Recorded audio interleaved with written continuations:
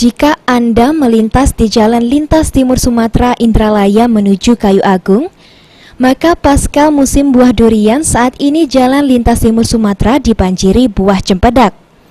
Buah yang menyerupai buah nangka ini dijual di sepanjang Jalan Negara Indralaya menuju Kayu Agung Oki. Maman, salah satu penjual buah musiman cempedak, mengaku pasca musim buah durian, buah cempedak menyusul membanjiri pedagang di jalan lintas ini.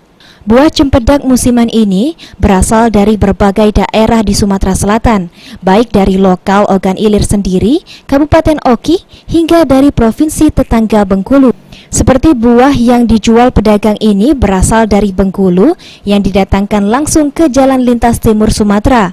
Untuk satu buah cempedak saat ini dijual dengan harga 6, 7, hingga 10 ribu rupiah. Sesuai dengan besar ukurannya, sebagian besar pembeli merupakan pengguna Jalan Lintas Timur Sumatera, Indralaya, menuju Oki dan Lampung.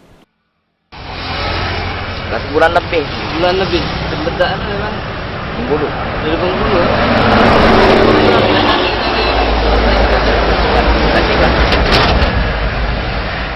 Ahmad Romawi, Pol TV.